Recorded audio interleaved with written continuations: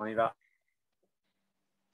Bonsoir mes chers amis, nous voilà donc ce soir pour une nouvelle aventure, la paracha de Kitetsé. Donc on part en guerre, on va partir en guerre tous ensemble et c'est peut-être notre première question, comment on peut faire une guerre individuellement? Kitetsé, lorsque tu sortiras. Donc, on ne fait pas une guerre tout seul. Donc déjà, le titre de la paracha, dans le premier verset, nous pose déjà des interpellations, puisque on se demande, mais comment je sors moi en guerre? Je ne suis pas seul, il y a des soldats. Donc, lorsque vous partirez en guerre, donc est-ce que la Torah s'adresse à chacun d'entre nous? Et ce qui est encore plus curieux, c'est le fait que on dit al oyevecha, sur tes ennemis. Donc, je ne pars pas en guerre contre mes amis, c'est une évidence. Donc, il y a déjà, dans ce début de paracha, énormément de questions qui nous interpellent.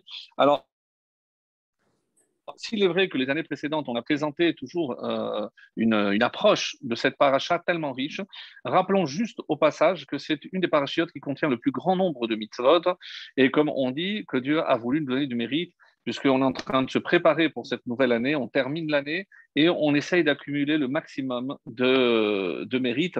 Et vous allez me dire, oui, mais c'est pas parce qu'il y a 74 commandements qu'on va les faire. Oui, mais vous savez qu'il y a une récompense aussi pour les étudier.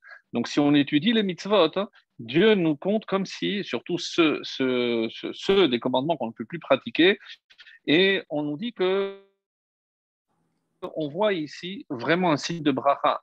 Parce que pour faire un parapet, pour mettre une balustrade, il faut avoir la maison. Si tu as la maison, tu peux mettre tu peux mettre les mezuzot. Si tu as de quoi t'habiller, tu peux évidemment faire la mitzvah de Sha'atnez, de mettre les tzitzit, donc, etc. Donc, il y a des midrashim extrêmement beaux qu'on a vus les années précédentes, je ne vais pas revenir là-dessus, mais qui prouvent que dans Kitetse, il y a, et c'est pas par hasard, qu'on a le plus grand nombre de mitzvot dans cette paracha. Alors, pour être précis, pour les curieux, donc il y a 27 commandements positifs et 47 négatifs, pratiquement le double, 47 négatifs et 27 positifs qui font un total de 74 commandements pour une seule paracha, donc ce qui est énorme. Alors, je vous invite, comme d'habitude, à lire la paracha vraiment dans les détails déjà ou avec une traduction pour se rendre compte de la diversification qu'il y a au niveau des mitzvot. Vraiment, il y a une diversité énorme. On parle de tout, des sorcières, vraiment, c'est très, très riche. Et comme dans un cours, même si des fois il est un peu long, on ne peut pas évidemment détailler chacune de ces mitzvot. Il y a aussi le Shiloh Haken. Il y a à la fin de Kitetse, comme vous le savez, le rappel de la mitzvah de se souvenir de ce que Amalek nous a fait, Zachor et Tachel Asalech Amalek, et il est bon et souhaitable, lorsque ce Shabbat, on va écouter la paracha de Kitetse, eh ben, de penser à la fin, à s'acquitter du devoir de se rappeler. Au cas où on ne sait pas ce qui se passera pour à Purim, puisque c'est comme vous le savez, le Shabbat qui précède Purim, Shabbat Zachor, où on lit ce passage-là, et c'est, d'après la majorité des décisionnaires, une mitzvah deoraita. Donc, c'est un devoir de la Torah de se souvenir. Et comment je me souviens? En lisant ce passage. Donc je disais une paracha très riche. Et on va essayer de l'aborder comme, comme vous le savez. Chaque fois, attendez, on va essayer peut-être de demander à... Il y a quelqu'un qui a le micro ouvert. Voilà, s'il y a quelqu'un qui a apparemment le micro ouvert, s'il pouvait le fermer. Merci. Euh, donc, par rapport à ce début de paracha qui nous interpelle, hein, il y a évidemment le Rachaim, le Kliyaka, énormément de commentaires parmi les plus classiques hein, qui nous font évidemment sentir hein, le rapprochement entre la lecture de cette paracha et le moment où est lue cette paracha. Nous sommes le deuxième Shabbat du mois de Elul et un enseignement magnifique de nos maîtres nous dit que chaque paracha qui est lu pendant le mois de Elul participe à la préparation qui doit se faire pendant ce mois de Elul, véritablement en vue donc des fêtes de Tishri pour affronter, pour ainsi dire, cette nouvelle année, pour affronter cette nouvelle année par rapport justement à ce jugement Yom Haddin. Et on va essayer de voir aussi si on a le temps, sinon on le verra par la suite, D'où vient cette coutume de tremper dans le miel? Pourquoi le miel? Je prends une pomme qui est déjà douce, donc je n'ai pas besoin de rajouter le miel. Et donc, vous allez voir qu'il y a un lien très très beau avec le shofar qui est la mitzvah de Rosh Hashanah. Vous allez me dire, on est un peu tôt. Non, vraiment, on se prépare. Comme vous le savez, pour nous les Sfaradim et même les Ashkenazim sonnent le shofar à la fin de la tfila. Nous, on le sonne déjà pendant les sikrot. Donc, véritablement, il faut considérer que c'est une véritable préparation à Rosh Hashanah. Et il y aura aussi une question que je vais essayer d'aborder, que je n'ai jamais abordée, malgré toutes les années que certains d'entre vous ont suivi mes shiurim. C'est cette fameuse Gemara qui dit qu'à Rosh Hashanah, il y a 3 livres qui sont ouverts. Le livre des Tzadikim, le livre des Rechaim et le livre des Bénonim. Donc, on a toujours l'espoir d'être considéré au moins comme des Bénonim, puisqu'on a fait des bonnes choses, on a fait des moins bonnes choses, et on espère être considéré comme des Bénonim.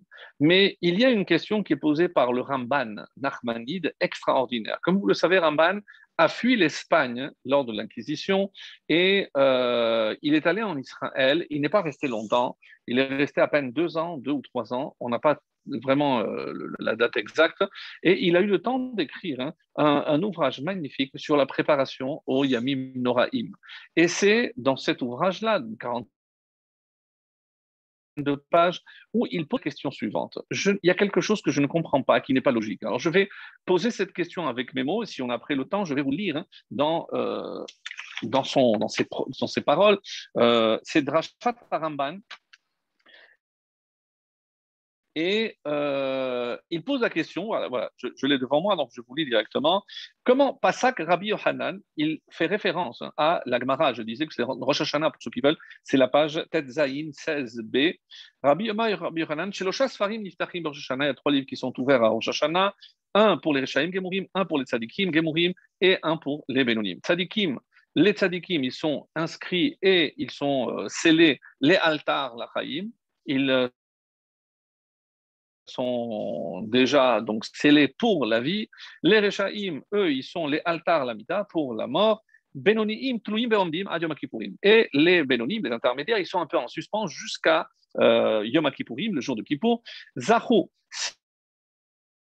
s'ils ont profité encore de ce sursis, on va dire, de 10 jours, qu'on appelle 10 jours de Teshuvah entre Shashana, où la sentence est en suspens jusqu'à Kippour, et ils ont eu le mérite. Alors, ils sont les Chayim, ils seront inscrits pour la vie. Lozachu, Nirtavim, Lamita. Bon, ça c'est un texte qui est connu, même si on ne l'a pas fait forcément dans les mots. Voilà un texte que tout le monde connaît par rapport à Rosh Hashanah. Et le Ramban demande, je ne comprends pas l'intervention de Rabbi Yochanan. Pourquoi? Tzadikim Gemurim, Nirtavim, Nertamim, Lealtar, Lechaim. Qu'est-ce qu'il est en train de dire? Que les Tzadikim Gemurim, ils sont scellés directement pour la vie. Vechi, Kol Tzadikim Chaim, Vekol Reshaim Metim. Mais il y a une réalité visuelle qui contredit ce que Rabbi Yochanan est en train de dire. Si c'est le cas, alors on aurait dû avoir pendant cette année que les tzadikim, parce que c'est eux qui sont en vie, et il n'y aurait pas dû avoir de Rechaim, puisque les Rechaim, ils sont inscrits pour la mort. Donc, on aurait dû avoir devant les yeux que des tzadikim. Et tous les ans, s'il y a des moins tzadikim, c'est une sorte de sélection apparemment. Donc, c'est la question, attention, j'aime pas ce mot, mais comme s'il y avait une sélection qui se faisait à chaque Rosh Hashanah pour garder les tzadikim parmi les tzadikim. Alors, comment expliquer qu'il y a encore des Rechaim? Vous comprenez, la question est très puissante. Et il va encore renforcer cette question, si on pouvait encore la renforcer, en disant Ve'od, et encore, c'est ça ce que je ne comprends pas. Ils sont en train de renverser la vapeur. Pourquoi? Parce qu'il va expliquer, je vais le dire avec mes propres mots, que normalement, la récompense pour un tzaddik, la récompense de tout ce qu'il fait dans ce monde, où est-ce qu'il matan scharan shel tzadikim? Où est-ce qu'il y a l'octroi, le don de la récompense, du salaire de toutes les mitzvot qu'ils ont accomplies? Il est où ce salaire? Les ratis de lavo, c'est dans le monde à venir. Donc, et qu'est-ce qu'on est en train de dire? Que les tzadikim ici, on va les récompenser. Pourquoi? Parce qu'on va leur donner la vie ici. C'est quelque chose qui ne colle pas. Pourquoi? Parce que si je dis que la vraie récompense des tzadikim est dans le monde futur, alors pourquoi je les laisse dans ce monde? Je sais ce que vous êtes en train de vous dire, oui, parce qu'il y a marqué dans Pirkei Avot que Sachar mitzvah mitzvah, que la récompense d'une mitzvah, eh ben, je vais lui donner l'opportunité de faire d'autres mitzvot. Et pour faire des mitzvot, il faut le faire ici. Donc, il va prolonger ses jours dans ce monde pour continuer à faire des mitzvot et ainsi accumuler de plus en plus de bons points pour le monde à venir. Et le rachat. Donc, le rachat, alors pourquoi il serait encore en vie ici? Alors, à ce propos, il y a une histoire époustouflante qui est attribuée à Rachid. C'est Rachid qui la raconte. Je ne me rappelle plus la source, mais l'histoire, elle est comme suit. Il y avait donc dans un village, le personnage le plus connu, le plus aimé, c'était le tzaddik du village qui est décédé. Et manque de chance, le même jour qu'il devait être enterré, il y avait aussi l'habitant, le citoyen le moins populaire de toute la population juive, c'est celui qu'on appelait le précepteur d'impôts. C'est celui qui travaillait pour le Seigneur et il devait aller chez tous les juifs pour prendre les impôts et donner à son Seigneur. Alors, évidemment, il était mal vu puisque lui, il essayait de faire son travail, mais c'est un travail ingrat puisqu'il devait être très dur avec ses frères juifs. Donc, il n'est évidemment pas aimé. Manque de peau le jour de l'enterrement, il est évident que tous les habitants sont allés vers la tombe. Ils ont suivi le cortège pour le tzaddik, qui est resté avec ce précepteur d'impôts que son fils. Donc, ils étaient, et ceux de la Chevra Kadisha qui portaient le cercueil. On est en dehors d'Israël, donc ils sont dans un cercueil.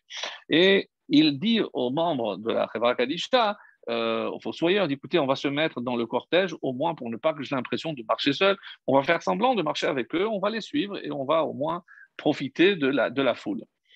À un moment donné, il y a un bruit qui vient de la forêt, tout le monde prend peur parce qu'il pense que c'est des bandits qui viennent profiter de la situation. Donc, même les porteurs, tout le monde lâche les cercueils, la poudre d'escampette, le temps de partir. Après, on calme le jeu, il n'y a rien, c'était rien du tout. Donc, ils reviennent tous. Et qu'est-ce qui se passe? Vous devinez, au moment où on va prendre les cercueils, on s'est trompé, puisque les cercueils sont les mêmes, mais le fils qui est resté le dernier près de son père a vu que lorsque les porteurs sont venus, ils ont pris son père et en croyant que c'était le tzaddik. Alors, il n'a rien osé dire et il a suivi. Les autres porteurs ont pris le vrai tzaddik en pensant que c'était le rachat, pour ainsi dire. Et évidemment, le hesped, l'éloge funèbre, combien de discours pour, et à qui on faisait ces discours? Au rachat. Et après que l'enterrement se passe, le fils, il sort avec une joie immense. Je ne sais pas pourquoi. Mon père a finalement eu un enterrement de roi, puisque c'était comme le sadique, alors que le pauvre sadique n'a même pas eu un discours. Ils l'ont mis en terre sans que personne fasse ni kaddish ni rien. La nuit, ce rave, ce tzaddik, vient en rêve à un de ses élèves et il lui explique ce qui s'est passé.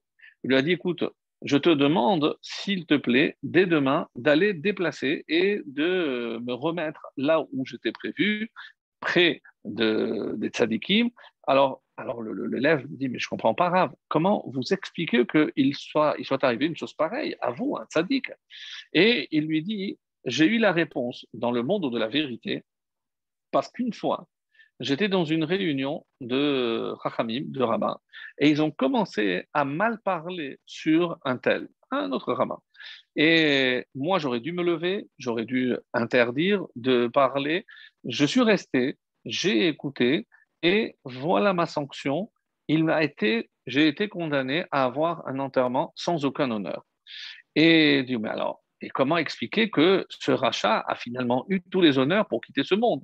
Et il lui a dit, sache que là aussi, parce que dans le monde de la vérité, on voit tout et on comprend tout, un jour, hein, le Seigneur a annoncé qu'il allait venir dans le village. Qu'est-ce qu'il a fait, ce bon juif?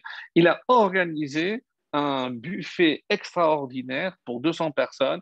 Il avait l'intention d'inviter tous les membres du village. Évidemment, tout était cachère. Il a fait un vrai repas. À la dernière minute, donc le matin, il envoie un émissaire pour dire que finalement, il ne pourra pas venir. Alors, ce bon monsieur qui se retrouve maintenant avec 200 plats, avec toute cette nourriture, qu'est-ce qu'il a décidé de faire? Il a décidé de distribuer toute cette nourriture à tous les pauvres du village, qui ont eu des mois de victuailles avec tout ce qu'ils avaient pu mettre de côté. Donc, vraiment, on a voulu le récompenser pour cet acte. Alors, ça, c'est l'histoire. Mes amis, qu'est-ce qu'on déduit de cette histoire? Eh bien, ça s'impose. C'est que la vérité, le monde à venir. Mais pour qu'il ait toute sa récompense intacte, si jamais il y a eu quelque chose qu'il faut réparer, alors on le laisse encore ici. Donc, ça renforce notre question. Ça voudrait dire qu'un tzaddik qui reste encore dans ce monde, c'est pour payer encore peut-être ce qu'il a mal fait pour pouvoir recevoir sa récompense de manière intégrale dans le monde à venir. Et le rachat, donc le rachat, lui, comme il n'a pas beaucoup de mérite là-haut, alors on va faire l'inverse. Donc si jamais il a eu des bonnes actions ici, alors il va rester ici pour lui donner la récompense des bonnes actions. Alors, c'est exactement, dit le Ramban, l'inverse de ce qu'on a toujours pensé. Donc, finalement, le tzaddik, il reste ici pour payer ses fautes, et le rachat, il va rester ici pour avoir la récompense de ses mitzvot. Alors, les propos de Rabbi Yochanan dans la Gemara de Rosh Hashanah, le livre des tzaddikim et des Rechaim, alors on ne comprend plus rien. Quand on a un problème comme ça, pour ceux qui se rappellent un peu des mathématiques et autres, donc c'est qu'au niveau de l'exposé, il y a un problème. Pourquoi on ne comprend pas? Parce que nous, on a notre propre idée de ce qu'est un tzaddik et ce qu'est un rachat. Et si on revoyait la définition de manière à pouvoir comprendre, ce que la Masechet, donc la Gemara de Rosh Hashanah nous dit par rapport aux propos de Rabbi Yochanan, et pour essayer de répondre à la question, et c'est comme ça que Ramban va répondre. C'est que nous, dans notre esprit, le tzaddik, c'est le juste parfait. Le rachat, c'est le méchant parfait, pour ainsi dire. Mais ce n'est pas aussi évident, mes amis. Pas du tout même. Pourquoi? Parce que quels mitzvot sont récompensés dans le monde à venir? Eh bien, les mitzvot spirituels. Puisque si je dis que pour un acte spirituel, il ne peut y avoir qu'une récompense spirituelle, alors quelles seraient les récompenses que je pourrais avoir ici dans ce monde? Parce qu'il y a aussi des récompenses dans ce monde, la preuve. Donc, comment on peut imaginer qu'il y a des récompenses dans ce monde? Alors, voilà ce qu'on dit dans la première partie de l'introduction de la Tfila. Il y a une Masechet PA qui est rapportée, et d'après Shabbat Kuf Kaf Zayin Amoud Aleph, donc c'est 127 Aleph, et concernant les Birkot Hashara, les prières du matin, donc toute la première partie de la Tfila. Et là-bas, il y a une Mishnah qui dit la chose suivante. Elu devarim shadam ochel perotehem ba'olamazé, voici des choses, des mitzvot qu'un homme accomplit dans ce monde et il mange les fruits baolamazé, vea keren kayemet lo, keren kayemet c'est d'ici, mais la valeur de cette mitzvah, le'olam haba, elle reste intégralement pour le monde à venir. C'est-à-dire qu'il y a des mitzvot où la récompense n'est pas, comme on vient de le dire, que là-haut, mais il y a une récompense ici-bas. Et écoutons, ouvrons les oreilles et on va voir qu'il y a un fil conducteur, un dénominateur commun à ces mitzvot. Quelles sont-elles, ces mitzvot? Les commandements sont Kibud Avahem, le respect des parents. Et un commentaire extraordinaire que j'avais lu, mais pourquoi Kibud Avahem, la récompense, c'est la longévité, c'est-à-dire continuer à vivre. Vous savez pourquoi? Pourquoi on nous permet de continuer à vivre? Pour qu'on continue à respecter nos parents. Parce que, à travers ce que je fais pour mes parents, je prolonge leur vie. Et quelle est la récompense? Au fait que je crée des conditions idéales pour que mes parents puissent vivre le plus longtemps possible, et ben la récompense, comme c'est quelque chose de matériel, et ben c'est justement que l'on puisse nous continuer à vivre pour pouvoir leur permettre de vivre plus longtemps. Donc c'est extraordinaire. Donc vraiment, on n'a pas toujours compris de cette façon-là, surtout qu'on s'imagine que la récompense, elle est que dans le monde à venir. Non, regardez, Gmilut Rasadim, lorsque je dispense le bien, de n'importe quelle façon, je vais consoler un endeuillé, je vais me préoccuper des nécessiteux, etc. Donc, il y a une récompense ici. Pourquoi? Parce que comme je m'occupe des autres, Dieu me permettra de rester dans ce monde pour que je continue à m'occuper des autres. Ensuite, Harnasat Orchim, m'occuper de l'hospitalité, d'avoir des invités, des gens qui sont seuls, alors que je vais inviter pour leur donner une chaleur familiale parce qu'ils manquent, peu importe les conditions. Mais Harnasat Orchim, Bikur Cholim, Harnasat Kala, Halvayat Amet, ça n'est pas dans la Mishnah, mais ça c'est dans la Gemara qui dit Harnasat Kala permet à une jeune fille de se marier, surtout lorsqu'elle n'a pas de dot. Donc, on va donner, aider pour qu'elle puisse se marier. Les Vayatamet, lorsque il y a une famille, malheureusement, qui n'a pas les moyens. Donc, on va aider pour que l'enterrement, l'inhumation se passe dans les meilleures conditions. Et la dernière, Havaat Shalom ben Adam lachavero ou ben ish leishto. Et c'est le fait d'établir la paix entre deux hommes ou entre le mari et sa femme. Pourquoi? Parce qu'on comprend qu'il y a ici un dénominateur commun. C'est le pérouche du Rambam, de Maïmonide, de ses Mishnayot. Masheyesh benu ben bor'o, techashev lo tzedaka veikmelu akadosh baruchu aleha le'olam haba. Ce qu'il fait par rapport à Dieu, la récompense sera dans le olam haba. Par contre, que chez Asea mitzvot ateluyot, mais quand il s'occupe des mitzvot qui betoelet bene adam, pour le bien d'autrui, alors yimtza tova baolam hazeh. Alors récompense est dans ce monde. Parce que son comportement parmi les hommes est tellement exemplaire que Dieu lui dit, je vais te laisser en vie pour que tu continues à t'occuper. Mes amis, on a ici un secret incommensurable. Nous, on a toujours pensé, et pas à tort, puisque c'est sûr que c'est un mois où il faut profiter pour faire tes chouvas, faire se renforcer dans tel ou tel domaine, étudier un peu plus, se consacrer un peu plus à la tfila, à comprendre un peu mieux la tfila, se concentrer un peu plus sur Birkat Amazon, des petits détails. C'est très bien. Mais ce qu'on est en train de dire ici, que le livre des tzadikim, ce n'est pas les tzadikim qui font toutes les mitzvot. D'après cette explication ici extraordinaire entre Rambam et la question de Ramban, qu'est-ce qu'il en ressort? C'est que il faut qu'Hachem ait une bonne raison de nous laisser encore une année de vie. Et alors, qu'est-ce que je vais faire pendant Elul? Je vais m'engager, je vais me compromettre, je vais faire des efforts là où je sais que tout va se jouer. C'est-à-dire, je vais essayer d'apporter plus de vie dans ce monde. La vie sous toutes les formes possibles dont l'autre a vraiment besoin. Et plus je vais m'occuper, ça peut être aussi le rapprocher de la Torah, euh, essayer de le convaincre, parce que j'ai réussi à le convaincre pour qu'il mette ses enfants dans l'école juive. Mais on ne peut pas imaginer les mérites extraordinaires que l'on peut accomplir dans ce monde. Et bien la récompense, elle sera dans ce monde. Et je comprends maintenant que ce que moi je considère comme un rachat, parce que je ne vois pas ce qu'il fait, mais peut-être que c'est un énorme Baal Chesed. C'est vrai qu'il ne fait pas Shabbat comme il faut, c'est vrai qu'il ne l'étudie pas, mais il n'a jamais fermé la main à une main tendue. Il a aidé tout ce qu'il a pu. Évidemment que, à nos yeux, si je le vois par rapport à Shabbat, je dis que c'est un rachat, mais il y a des choses que je ne vois pas. Donc, c'est pour ça qu'il ne faut pas nous hâter de juger l'autre, parce qu'on ne sait pas tout le bien qu'il apporte au monde. C'est la vie dont il s'occupe. Et parce qu'il apporte la vie, quelle est la meilleure récompense? Eh bien, c'est la vie. C'est-à-dire que le livre des tzadikim, ceux qui seront inscrits dans le livre de la vie, c'est pas uniquement par rapport aux mitzvot que nous on croit entre nous et Akadosh Baruch Hu, c'est essentiellement les mitzvot entre moi et mon prochain. Et ça, pour moi, ça a été un chidouche extraordinaire que je voulais partager avec vous parce que il nous reste exactement, si vous comptez, on était le 10 Elul, jusqu'au 10 Tishri, il nous reste un mois, 30 jours pile.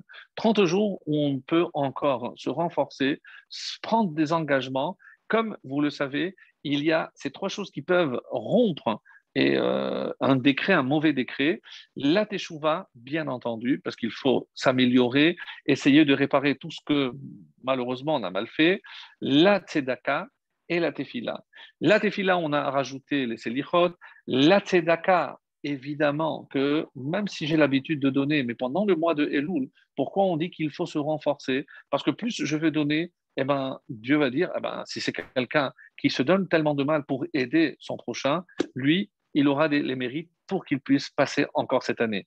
Donc, ne pas faire notre propre idée parce que nous, on ne sait pas quels sont les critères. Ce que je vous révèle ici, c'est peut-être pas à 100% exact, mais d'après les textes que je vous ai lus, il est prouvé que la notion de rachat ou de tzaddik n'est pas celle que nous, on se fait de l'autre, mais par rapport à des critères qui nous dépassent, que dans seul Akadosh Baruch Hu, le maître du monde, le créateur, détient finalement les vrais critères pour définir. Et c'est pour ça que des fois on ne comprend pas, quand on a vu que quelqu'un, Lo Alenu, a quitté ce monde, eh ben, ça a été décidé à Rosh Hashanah, alors qu'à nos yeux c'était un tzaddik. Si c'est le cas, ben, un tzaddik ne devrait jamais quitter le monde.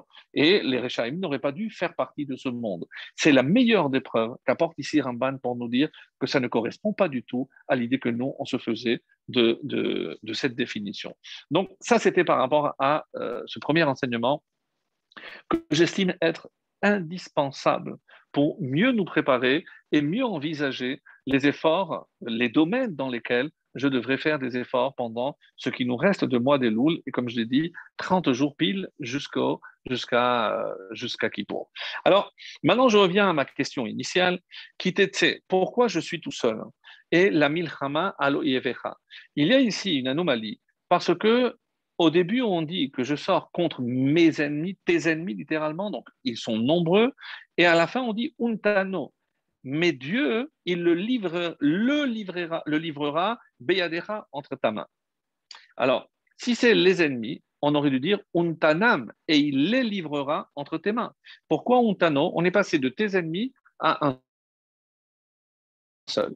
Ce qui fait dire à beaucoup de commentaires, donc je vous passe à la liste, quelque chose d'extrêmement important. Ici, il s'agit d'une autre guerre.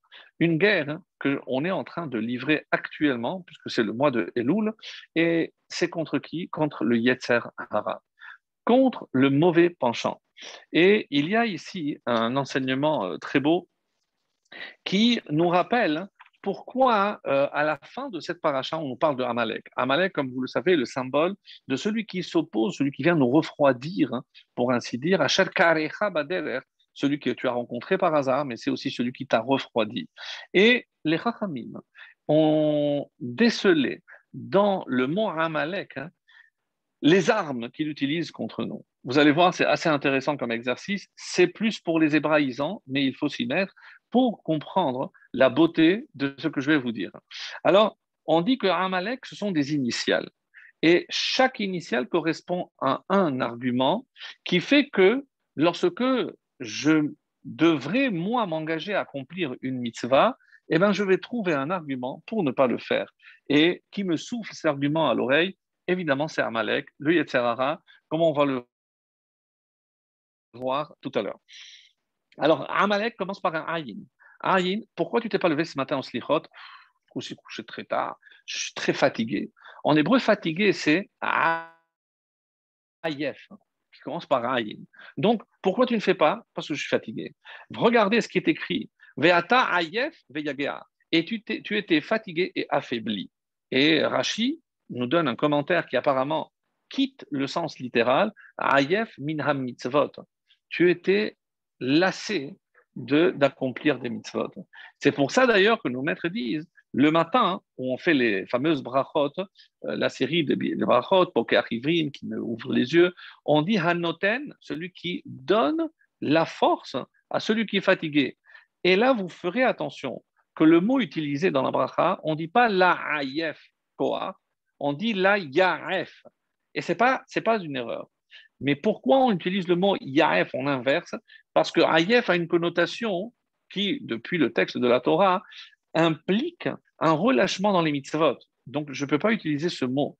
Quand je dis que je suis Ayef, c'est toujours par rapport à une fatigue spirituelle. Alors, qu'est-ce qu'ils ont fait les Rachamim? Ils ont inversé. On dit Yaref. C'est aussi fatigué, mais c'est le sens propre, fatigue physique. Donc, ça, c'est la première lettre, Aïn. Ensuite, hein, il y a même. Quand je dis, mais pourquoi tu n'es pas venu au cours aujourd'hui? Non, aujourd'hui, je n'ai pas pu. Demain, si Dieu veut. En hébreu, machar. Donc, pourquoi faire aujourd'hui ce que je peux laisser pour demain? Ça, c'est Amalek. Et c'est le même de Amalek. Machar, je laisse tout pour demain. Évidemment, qui m'assure, hein? Qui peut m'assurer que demain j'aurai le temps, la force nécessaire pour accomplir et m'acquitter de ce que j'aurais pu faire aujourd'hui? Personne. Donc, c'est Amalek qui a gagné et qui l'a emporté. Après, Lamed. Lamed, mais pourquoi tu n'arrives pas? Pourquoi tu ne fais pas? Non, c'est lo yachol. De toutes les façons, est-ce qu'il y a vraiment besoin? Lo yachol, lo tsarir. Où c'est écrit? C'est peut-être une invention. Où c'est écrit que c'est vraiment important? Donc, on cherche encore une fois à se justifier pourquoi on n'accomplit pas tel ou tel mitzvah. Et enfin, la dernière lettre, c'est le kouf. Pourquoi tu ne viens pas en cours? De toute façon, je comprends rien. Je suis désolé, mais moi, c'est pas comme vous. Vous avez commencé l'Agmara, les textes quand vous étiez jeune. Moi, maintenant, à 40 ans, je vais commencer à étudier. Cacher lit, c'est trop dur pour moi. Et pourquoi tu ne peux pas faire Shabbat?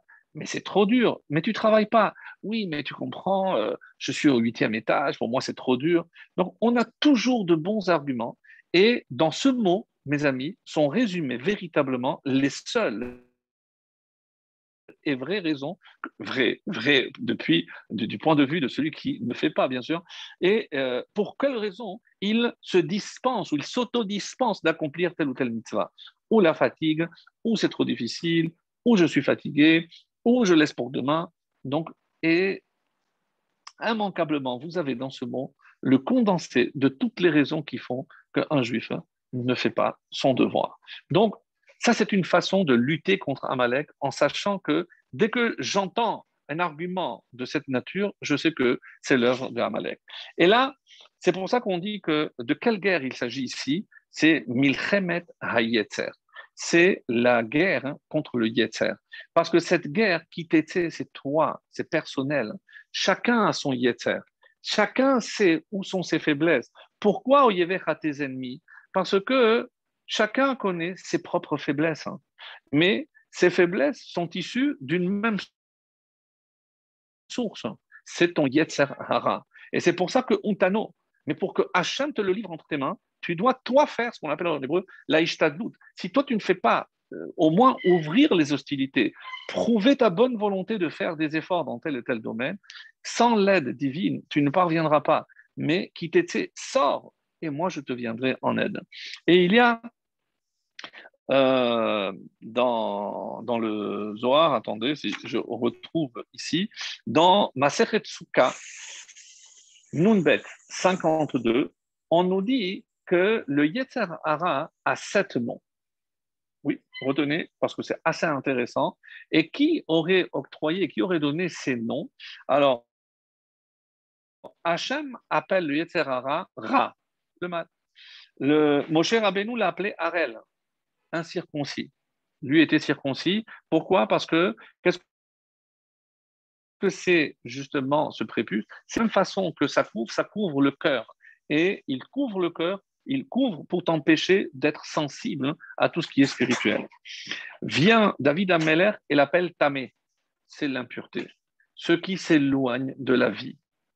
Ensuite, Shlomo Ameller l'a appelé Toné, c'est ton plus grand ennemi, il te déteste. Hein. Et il te détestera toujours et il fera tout pour que tu tombes. Donc ça, c'est ton ennemi. Ensuite est venu le prophète Ishaïa, Mirchol, et il a appelé ça un obstacle. C'est pour t'empêcher d'avancer. Yecheskel a encore réduit l'obstacle et il a appelé ça Even. Donc, des fois, hein, tu peux trébucher avec une simple pierre. Hein. Si tu étais conscient que le Sahara, c'est une pierre, il suffit de passer par-dessus et tu ne trébuches pas. Et enfin, le prophète Yoël l'a appelé Tséphonie. Pourquoi? Parce que des fois, il se cache hein, et je ne le vois pas œuvrer. Et on dit que Tséphonie, Tsaphon, c'est Matzpoun, hein, c'est notre conscience. Hein. Parce que notre pire ennemi, les amis, c'est nous-mêmes. Il ne faut pas chercher ailleurs. Hein. Le pire ennemi de l'homme, c'est lui-même. Parce qu'il connaît ses faiblesses. Hein. S'il n'a pas la force nécessaire pour lutter, et qu'est-ce que vous remarquez, mes chers amis? On a parlé de 7 noms.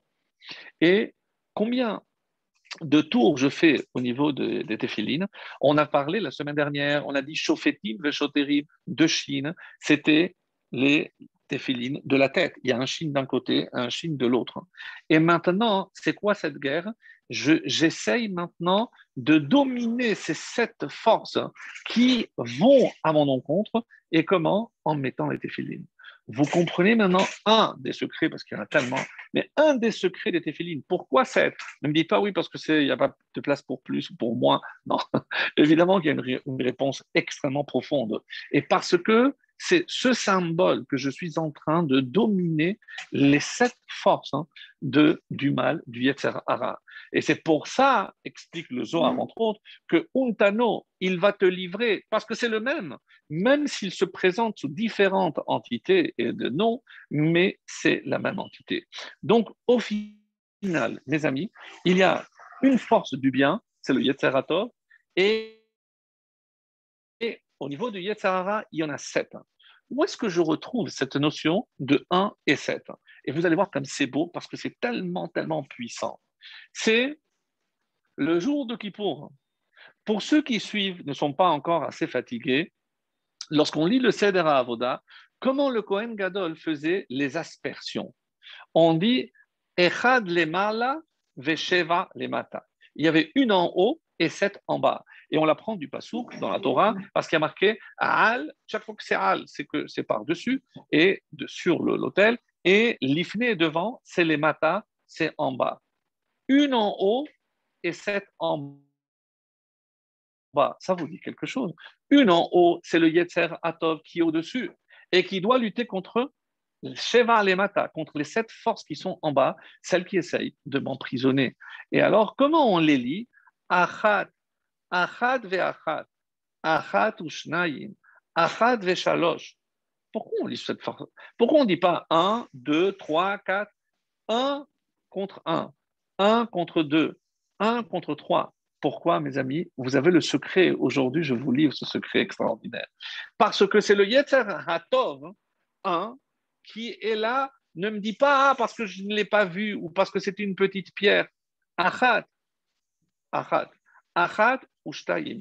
C'est le même Yetzer Hatov qui pourra livrer. Hachem n'envoie pas les 7 en même temps. Donc, ton Yetzer Hatov peut l'emporter sur chacun de ces 7. Un contre le premier, un contre le deuxième. Et donc, si je prends maintenant les initiales, écoutez comme c'est beau, Echat Lemala Ve Sheva Lemata, c'est Echat Aleph, Lemala, c'est Lamed, Ve Sheva, c'est le Vav, Lemata, en bas, c'est le Lamed. Mes amis, c'est quoi les initiales? Elul. Elul, encore une fois, ici présent, là où je ne m'attendais pas du tout. Qu'est-ce, de quoi va dépendre ma bataille à Kippour contre le Yetzer Hara? Comment je vais utiliser le Yetzer Hatov si j'ai compris ce message et je me prépare comme il se doit pendant le mois de Elul? Alors, Echad Lemala, si je suis conscient que j'ai cette force extraordinaire au-dessus, qui est appelée le Yetzer Hatov, même si on a cette force négative, comme je les vois ici, et c'est pour ça qu'on dit Veshavita, Veraïta Bashivia, Eshet Yefat Toa, et tu vas la vouloir. Donc, combien elle va pleurer? Elle va pleurer Yerach Yamim. Et ici, une curiosité aussi, Yerach Yamim, elle va pleurer comme Ubacheta et Aviha Ve'etima, et Aviha, c'est le Créateur. Ve'etima, c'est la Torah. Parce que le mois de Elul, où malheureusement on a été emprisonné par le Yetzer Hara, donc c'est pour ça que c'est une raison de pleurer. Et Yerach Yamim, pourquoi Yerach? D'habitude, pour dire un mois, on dit Chodesh. Chodesh. Quand est-ce qu'on a vu aussi Shelosha Yerachim, 3 mois, c'est au moment de la naissance de Moshe Rabbeinu. On dit que sa maman l'avait gardé, Vatitzpene ou Shelosha Yerachim. Elle l'a gardé 3 mois. Curieux qu'on n'ait pas utilisé le mot habituel de Chodashim. Dans une ketouba, quand on met la date, on met Bar Chodesh, Chodesh Elul, on met le mot Chodesh pour désigner les mois. Pour ce qu'on appelle le Sefer Keritut, le livre de la coupure, c'est le Get, lorsqu'on se sépare malheureusement. Donc, quand on met la date et on va nommer le mois, on ne met pas le mot Chodesh, on met Yerach. De là, le tour, entre autres, nous explique que chaque fois qu'il y a le terme de Yera, c'est parce que ça marque une séparation. La maman, Yocheved, elle a gardé 3 mois, mais pourquoi maintenant elle est triste? Parce qu'elle va se séparer de son fils. Il faudra que l'envoie pour qu'on ne vienne pas le prendre, s'en saisir et le tuer. De la même façon, ici, elle doit pleurer parce qu'elle va se séparer de son père et de sa mère, donc on utilise le mot Yera. Dans un divorce, cela est une évidence. Et Keikar Isha Chadasha, lorsqu'on prend une nouvelle femme, Chadasha, c'est pour ça que Chodesh, parce qu'il y a quelque chose de nouveau qui se passe ici, et c'est la raison pour laquelle, dans une ketouba, eh ben, on utilise le mot chodesh et pas yera. Donc, ça, c'était par rapport à cette explication aussi, qui est, à mon sens, vraiment très, très belle. Alors, on va poursuivre dans un autre domaine, et on va voir, par exemple, dans cette paracha, un passage assez étonnant, et une mitzvah très bizarre. C'est au moment où on part en guerre, il est écrit Veyatet tihelecha al azenecha. Donc, si je vous lis la traduction, et tu auras, Yatet, c'est une petite pelle, une sorte de pelle, en plus de azenecha. Azenecha, c'est un terme assez bizarre, on voit les commentaires, on dit c'est les armes, ça désigne toutes les armes. Mais nous, azenecha, ça sonne comme osnecha, c'est tes oreilles. Bon, laissez-le de côté. Et à quoi servait cette petite pelle?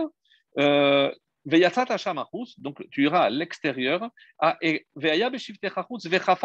c'est pour creuser, et ensuite et tu te retourneras et tu recouvriras tes excréments. Donc c'était une petite pelle qu'on avait pour rester propre. Pourquoi?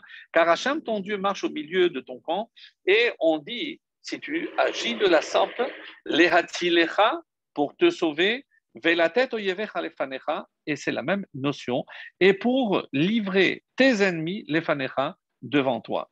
Et là, les chachamim, encore une fois, nous font remarquer, les hatilecha, pour te sauver, ve la tête oyevecha, et pour te livrer tes ennemis, les fanecha, devant toi.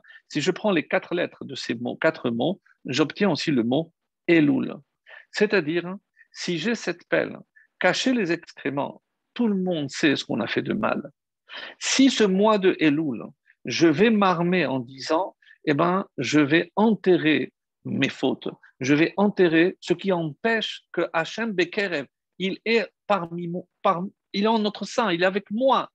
Pourquoi? Parce que comme j'ai, et rappelez-vous ce cours extraordinaire, on avait parlé du Beth Amikdash, on dit que la senteur, on sentait la pureté de quelqu'un qui approchait.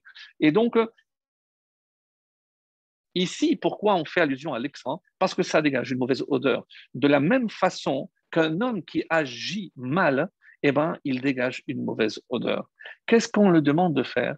De t'armer de cette pelle et de travailler, de creuser, pour creuser en toi, pour voir qu'est-ce qui ne va pas. Et comme ça, tu vas couvrir, hein, et ensuite, Hachem sera présent. Et à ce moment-là, lorsque toi, tu auras fait cet effort, toujours pour reprendre la même idée du début, Leatilecha ve la tête oyevecha. Et alors Dieu remettra ton ennemi, tes ennemis, entre tes mains. Et encore, pendant quel mois je fais ce travail? Quand je prends les lettres, je vois aussi que c'est le mot de Elul. Extraordinaire. Vraiment, mes amis, c'est pour faire écho donc à ce début de paracha. Mais quand j'ai dit, écoutez, voir, quand on a dit Azenecha, euh, je remonte maintenant à la paracha de Béchalar. Et c'est là où a eu lieu la bataille, la vraie bataille contre Amalek, comme vous le savez, à la fin de la paracha dans Béchalar. Et qu'est-ce qui est dit? Il va y avoir Amalek. Amalek a surgi et il n'a pas eu peur et il a attaqué.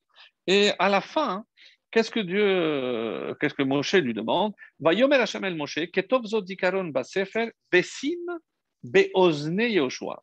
Dieu dit à Moshe, écris ça dans le livre de souvenirs, livre de la Torah, Vesim beozne Yoshua, et place aux oreilles de Yoshua. Qu'est-ce que ça veut dire placer aux oreilles? Si c'est un livre que j'écris, je lui donne dans les mains. Si c'est quelque chose qu'il a vu, la bataille, pourquoi? Alors, il l'a vu. Est-ce que c'est une explication qui nous a dépassé? Qu'est-ce que ça veut dire placer dans les oreilles? Très, très bizarre. En tout cas, il y a ici un autre enseignement magnifique. Pourquoi on parle ici Be'ozne Yehoshua? Et lorsque j'ai cité le verset qui désignait le terme d'arme, il y a marqué Azenecha sur tes oreilles. Pourquoi? Parce que c'est quoi la meilleure arme d'un juif contre le Yetzer Hara? Autrement dit, qu'est-ce qui me permettra de faire teshuva? C'est l'écoute. Mes amis, s'il y a un secret, s'il y a un enseignement que vous devez retenir de ce soir, c'est que pour pouvoir faire teshuva, il faut écouter. Et je vais vous en apporter la preuve. La première et la plus simple, c'est quel est l'homme, à votre connaissance, qui ait été considéré comme le plus grand des adorateurs d'idoles de toute l'histoire de l'humanité? Parce qu'il n'y a pas une seule avodazara qu'il n'ait pas accomplie. Alors, si Yitro. vous l'avez trouvé, c'est Yitro, bien sûr. Yitro qui a tout fait. Et comment expliquer qu'il va être le seul à se convertir? Donc, et c'est la paracha de Yitro où nous, le peuple juif, on reçoit la Torah. Mais Yitro n'est pas le premier mot de la paracha. Par quoi commence la paracha? Vaishma Yitro. Vous allez me dire, mais tout le monde a entendu. Oui, mais il y a plusieurs façons d'écouter. Ce que Yitro a écouté, c'est rentré, ça l'a pénétré, ça l'a métamorphosé. Et c'est grâce à cette écoute qu'il va faire teshuva. Il ne va pas faire teshuva, mais en tout cas, il va certainement se convertir. Je vais vous donner un autre exemple. Le texte dit à la mort de Abraham, Vaïgveru oto Yitzhak ve Ishmael banav. Rashi, on ne sait pas pourquoi, il nous donne un commentaire et il dit de là on apprend que Ishmaël a fait teshuva. Et quelle est la preuve qu'on a toujours entendue? C'est le fait qu'il y a marqué Yitzhak ve Ishmaël. Qui était l'aîné? Sans aucun doute, c'est Ishmaël qui est né bien avant, puisqu'il avait 13 ans, rappelez-vous. Donc, comment on dit Yitzhak ve Ishmaël? Parce que Ishmaël a laissé sa place à Yitzhak. Et le jour où Ishmaël reconnaîtra sa place de second et remettra la clé du temple, du mont du temple, tout ce que vous voulez, à Yitzhak, mais ça c'est écrit, c'est arrivé et ça arrivera. Ishmaël fera teshuva parce qu'il a déjà fait. Et comme son nom l'indique, Yishma, au futur, il écoutera quel? Il écoutera Dieu. Parce que, mais c'est au futur. Pour l'instant, il y a certainement des interférences. Ils n'écoutent pas très bien parce qu'ils font beaucoup de bêtises et des choses certainement au nom de Dieu, mais que Dieu n'a jamais demandé. En tout cas, ils ont des problèmes d'ouïe très sérieux. Mais dès que ça sera réglé, Ishmaël fera teshuva. Ça, il n'y a pas d'ombre de doute. Et on a une preuve que Ishmaël, je ne me rappelle plus si j'avais raconté ce midrash extraordinaire, on dit que lorsque Abraham a dû expulser Hagar, la servante avec son fils Ishmaël, ça a été considéré pour Abraham comme une des 10 épreuves parce que ça lui a vraiment coûté. Et sa femme, Sarah, voyant il restait préoccupé du sort de son fils. Rappelons-le, quand Dieu lui a dit, prends ton fils, il a dit, j'ai deux, celui que tu aimes, j'aime les deux. Donc, il a toujours gardé cet amour à Ishmaël. Alors, sa femme lui dit, Sarah lui dit, écoute, va voir comment se porte ton fils Ishmaël. Une condition, tu ne descends pas du chameau. Comme ça, c'est rapporté dans le Midrash. Et effectivement, il est allé, il a trouvé la tente où habitait Ishmaël, il était absent, et c'est sa femme, sa première femme, qui s'appelait Issa, comme ça rapporte le Midrash, qui lui dit, non, il est en déplacement, écoutez, comme je reprends la route, est-ce que vous pouvez me donner un verre d'eau? Ah non, écoutez, c'est pas une auberge ici. Est-ce que je peux quand même vous laisser un message pour votre mari? Oui. Dites-lui que les linteaux de la porte ne me plaisent pas, qu'il faudrait changer. Je transmets. Il s'en va. Lorsque Ishmaël arrive, et ça va, il y a du nouveau. Oui, il y a un vieillard qui est venu. Et bon, je l'ai remballé parce que je ne le connais pas. Et tu as dit quelque chose? Il m'a dit oui. Il m'a dit que tu devrais changer les linteaux de ta porte, de l'entrée de ta porte. Et il a dit ça, je vais t'expliquer. Ça, c'est mon père. Tu rentres, tu prends tes affaires et tu dégages. Mais rappelons que Abraham a expulsé, il a jeté son fils. Et sans le voir, parce que son père lui donne un conseil, Vaishma, et il écoute. Quelque temps après, il revient et on dit que sa deuxième femme s'appelait Foutma. Foutma, est-ce que ça donnera plus tard Fatima? Je n'en sais rien. En tout cas, comme ça rapporte le Midrash, si je le lis correctement, Foutma. Et là, il est absent, mais il dit, écoutez, je peux vous proposer quelque chose à boire, très gentil, très avenante. Il reste sur son chameau, il boit, il se désaltère, il prend des dattes. Et au moment de partir, dites-lui que un vieillard est passé et il lui fait une promesse que tout ce qu'il touchera fructifiera, que le ventre de sa femme va fructifier et qu'il aura tout ce qu'il mérite. Et il lui a donné cette bracha. Pourquoi? Parce qu'il a écouté. Yishmaël a écouté. Et maintenant, je peux aborder le deuxième thème qui est abordé ici dans la paracha. On parle de Yefat Torah, de la belle captive. Il faudrait vraiment s'attarder, mais on l'a fait les années précédentes, donc je ne vais pas reprendre des choses que j'ai déjà souvent répétées. En tout cas, une chose est certaine, c'est qu'on essaye de comprendre l'enchaînement des thèmes. Donc, qu'est-ce qui se passe avec cette belle captive? Alors, il y en a qui disent un exemple, puisqu'on a parlé de Kippour, un très bel exemple qui est rapporté dans la Gemara, dans Yoma. Est-ce que vous saviez que le jour de Kippour, il y avait deux boucs, la fameuse cérémonie des deux boucs?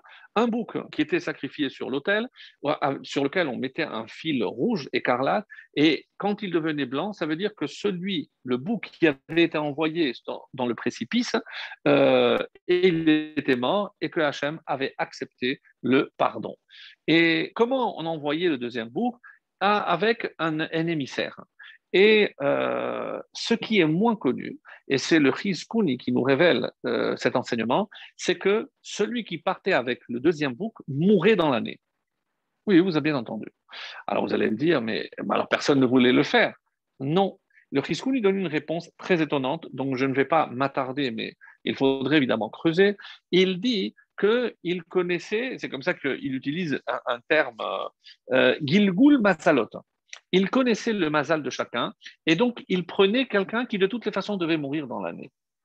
Alors pourquoi c'est un peu plus compliqué? Donc, moi, je n'ai pas eu le temps d'approfondir sur ce point-là. Donc, en tout cas, cette personne devait mourir dans l'année et on profitait pour aller à Azazel parce qu'il avait affaire aux forces du mal. Donc, euh, le Zohar dit quelque chose aussi de très étonnant.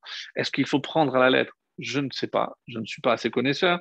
Il dit que cet homme devait avoir un œil plus grand, un autre plus petit et un œil bleu. Et il devait loucher.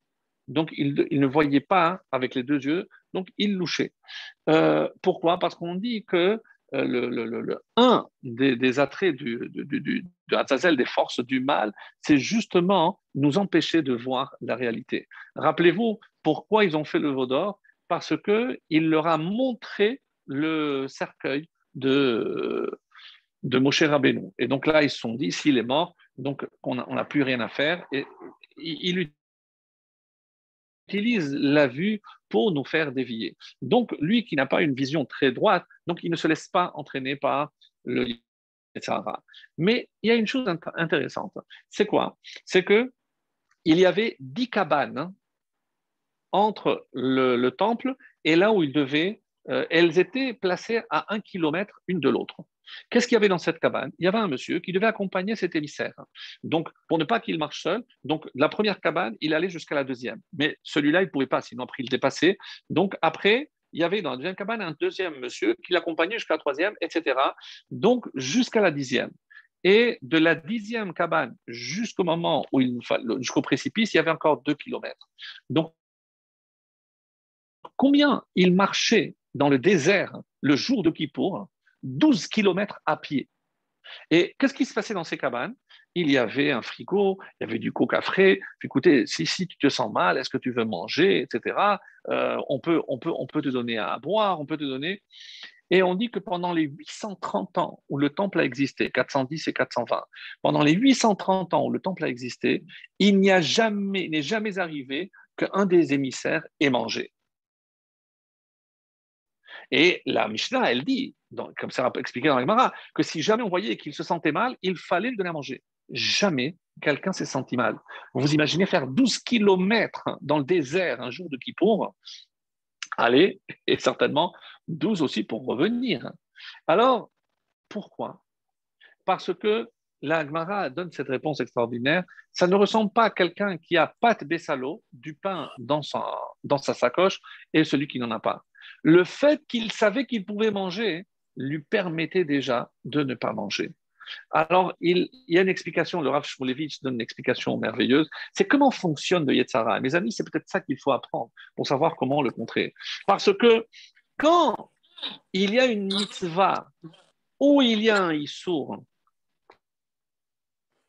c'est-à-dire quelque chose que je suis obligé de faire ou quelque chose que je suis obligé de ne pas faire, là, évidemment, vient le Yetzara pour m'obliger à faire ce que je ne dois pas faire ou pour m'empêcher de faire ce que j'ai à faire.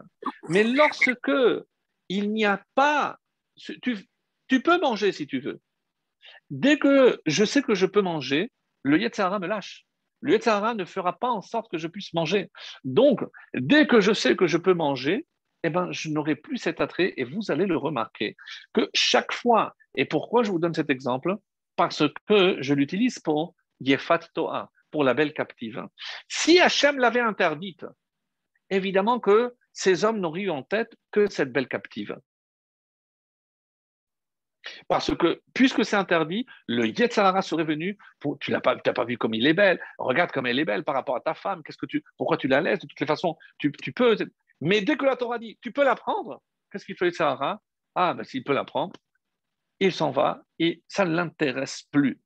Et dès qu'il lâche, donc après, l'homme fera ce qu'il voudra. Est-ce que, mais en sachant qu'il y a des conséquences. La preuve, c'est que si jamais il a, et ça c'est l'enchaînement, avec le Ben Sorer ou Moré, il aura un fils rebelle et dévoyé. Sorer, donc ça qui va dévoyer, qui va se détourner, et Moré, autrement dit, il va se révolter. Et quel est le cas de ce Ben Sorer ou Moré? Alors, déjà une explication d'après le Pshat. Comment expliquer que cet enfant soit aussi rebelle? Eh bien, qu'est-ce qu'on a fait avec cette jeune captive? On l'a laissée pleurer pendant un mois. On l'a rasée, on l'a laissé pousser les ongles, donc pour qu'elle soit vraiment repoussante. Et malgré tout, donc au bout d'un mois, donc on veut quand même la garder. Elle va se tremper pour se convertir. Mais est-ce qu'elle veut vraiment se convertir? Évidemment que non. Elle garde un ressentiment. C'est presque sous kfiya, c'est sous la contrainte qu'elle va se tremper. Donc, si elle ne peut pas se défaire de ces gènes d'impureté, parce que le mikvé, il faut qu'elle soit consciente et consentante surtout. Mais là, elle ne l'est pas. Ça, on la force un peu. Donc, pardon. Du coup, il restera cette impureté qu'elle va transmettre à son fils. Et c'est pour ça, comme Rachid l'explique, le Midrash, on nous dit que celui qui a finalement succombé à la belle captive, eh bien, qu'il s'attende à avoir un fils dévoyé. Et quel est l'âge où il pouvait être condamné à mort? Alors, il y a deux versions dans la Gemara, rappelons-le. Donc, c'est juste Drosh avec Abel Sahar. Donc, ça n'a jamais existé, mais il faut étudier pour avoir une récompense. Comme on l'a dit, si on étudie, on a déjà une récompense sur ça. Mais la question est la suivante. Qu'est-ce qu'il a fait de si grave? Il a mangé une quantité qui n'est pas astronomique de viande. Il a bu beaucoup de vin aussi. Il a piqué la carte bleue de son père. Et il est allé s'acheter de la viande et du vin. Jusque-là, c'est pas catastrophique. Et il faut que ça se passe entre 13 ans et 13 ans et 3 mois. Si c'est avant 13 ans, il fait la même chose, c'est pas condamnable. Si c'est après, c'est pas condamnable. Pendant cette période-là, oui. Tiens, pourquoi donc? Qu'est-ce qui se passe? Alors, et on nous dit, est-ce que ça justifie qu'il soit condamné à mort? Est-ce que des parents censés vont l'amener devant le Kohen Gadol pour qu'il soit lapidé? Et on dit oui, au moins qu'il meure, hein, Zakai, comme ça il mourra innocent, parce que tu sais ce qu'il va devenir? Il va devenir un bandit des grands chemins, et il va commencer par voler des gens, il va certainement terminer par tuer des gens aussi, donc il vaut mieux qu'il meure maintenant innocent. Mais là, évidemment, c'est incompréhensible, pour la simple et bonne raison que nous, on connaît un chef des bandits qui a fait Teshuvah et qui est devenu pas moins que Resh Lakish, la Chavruta, celui qui étudiait avec Rabbi Yochanan, un des plus grands. Donc, c'est la preuve qu'il peut faire Teshuvah. Donc, qu'est-ce qui permet au Chachamim et à la Torah d'être aussi catégorique sur le fait que cet enfant ne fera jamais Teshuvah? Et la réponse est dans le texte. Qui est les Ish ben Tzorer ou Moré, Eneno Shomea, c'est quoi la définition? Eneno shomea bekol aviv ou bekol ibo. Il n'écoute pas. Ah. Veiseru oto. Ils vont essayer de le corriger, de le réprimander. Velo yishma, le futur. Velo yishma, et il ne les écoutera pas. Mes amis, quelle est la faute du ben tzorer ou moré? C'est pas la viande, c'est pas le vin, c'est parce qu'il n'écoute pas. Comme non seulement jusqu'à présent il n'a pas écouté, lo yishma, il n'écoutera plus. Et quelqu'un qui n'écoutera pas, il vaut mieux le tuer maintenant. C'est-à-dire, le fait qu'il n'écoute pas, c'est la preuve qu'il ne fera pas teshuva. Et si on parle, on a parlé tout à l'heure de Amalek, mes amis, Amalek a osé défier le peuple juif, alors qu'il venait de vaincre la plus grande puissance qui était l'Égypte. Et 40 ans plus tard, lorsqu'ils vont rentrer dans la ville de Yéricho, et Pinchas et Kalev vont trouver refuge chez Rachav, et Rachav a un discours que j'avais déjà mentionné, elle va dire, on a entendu ce qui s'est passé, comment vous êtes sortis d'Égypte, tous les miracles que Dieu a fait pour vous. Et où est-ce qu'on sait que tous les peuples ont entendu? Dans la Shira. Qu'est-ce qui a marqué? Shame'o amim Yergazoun. Les peuples, ils ont entendu, Yergazoun, ils ont tremblé. Chil Achaz, il y a une frayeur qui a saisi Yoshve Pelachet, tous les habitants de la plaine. Mais si tout le monde a entendu et a tremblé de peur, oui, il y en a un qui n'a pas entendu. Et c'est pour ça que lui, il a osé défier, il est venu attaquer Israël. C'est Amalek. Donc, c'est quoi la puissance de Amalek? La puissance de Amalek, c'est qu'il n'écoute pas. Il n'a pas écouté tout ce qui a été dit. C'est-à-dire, si quelqu'un n'est pas prêt à entendre, à écouter, et c'est un petit peu le fil conducteur qu'on voit dans toute cette paracha, si quelqu'un ne tend pas l'oreille, donc c'est quelqu'un qui se prive, malheureusement, de faire teshuva. Et c'est pour ça que c'est tellement grave. Alors, quand j'ai cité par rapport donc à la faute, on parle aussi, le premier homme qui a fauté, c'est Adam.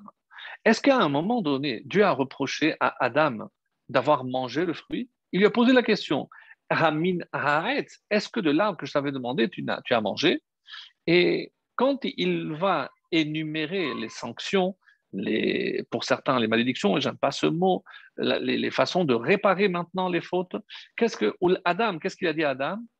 Ki shamarta bekol lekol ishtecha. Parce que tu as écouté la voix de ta femme. À aucun moment Dieu ne reproche à Adam le fait d'avoir mangé. C'est parce qu'il a écouté. Et il a écouté sa femme au lieu d'écouter ce que Dieu lui avait dit. Et sa femme, qu'est-ce qu'elle a fait? Elle a écouté le serpent, le Yetzirara. C'est-à-dire, toute une question, mes amis, d'écoute, de bonne oreille. Si je sais à qui je dois tendre l'oreille, vers quoi je dois tendre l'oreille. Mais aujourd'hui, malheureusement, il y a tellement de parasites, il y a tellement de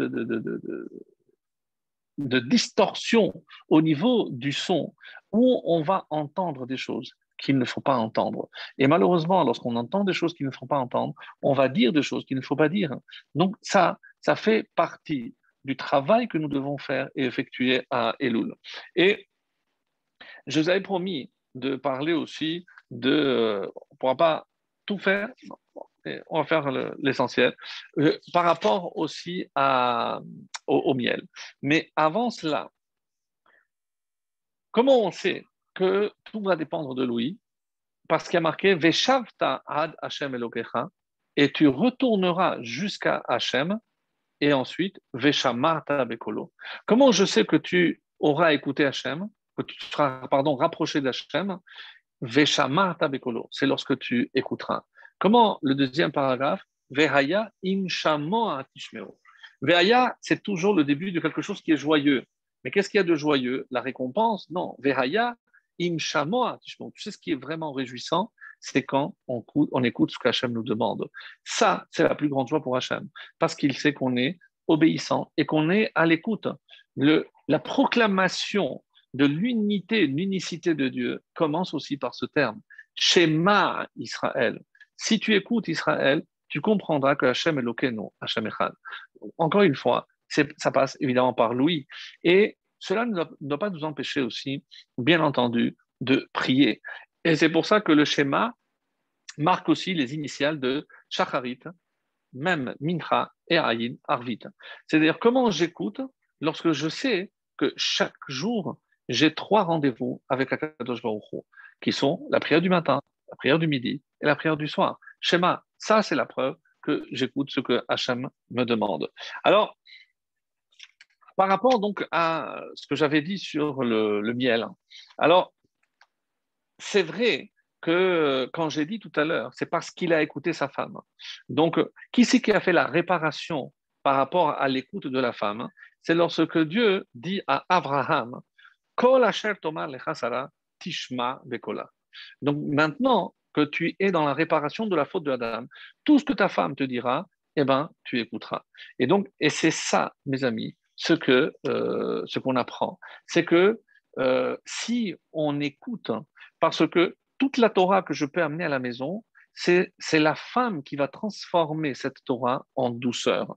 Vous connaissez cette phrase du roi Salomon, Shema béni Moussar Avicha.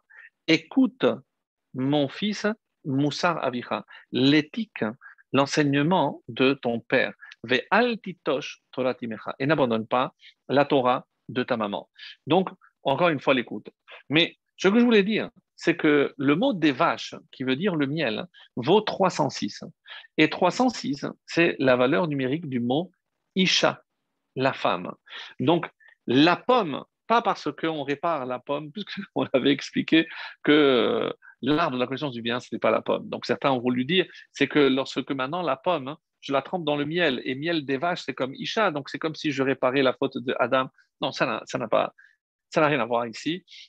Mais oui, mais au niveau de la pomme, d'après le Midrash, c'est évidemment la connaissance de la Torah, donc elle doit passer par la femme. Pourquoi? La Gemara nous dit qu'un homme sans femme, c'est un homme sans Torah.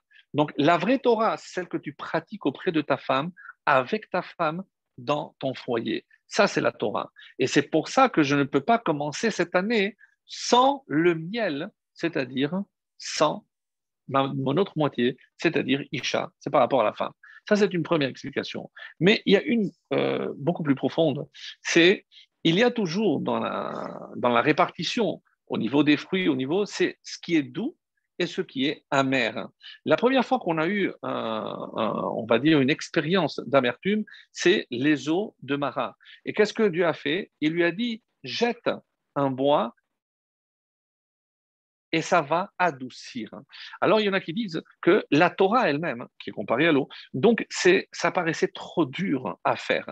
Et qu'est-ce que Hachem a fait? Sham Samlo, Chok ou Mishpat. Dieu, là-bas sur place. Israël, il ne mettrait pas 1000 milliards. On s'en fout, mais pourquoi ils l'ont interdit? C'est pas le problème. Ils l'ont pas interdit. Si, ils Ils l'ont ont interdit. interdit les médecins de prescrire de la Mais c'est chloroquine grave. C'est contre grave. le Covid. Est-ce qu'on peut, On est dans un état on peut couper? Mais non, c'est faux. C'est faux.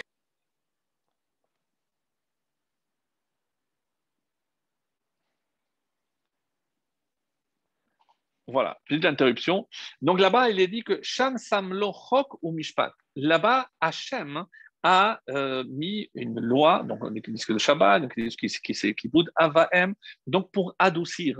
Pourquoi? Parce que à force de faire des choses qu'on ne comprend pas, c'est un peu difficile.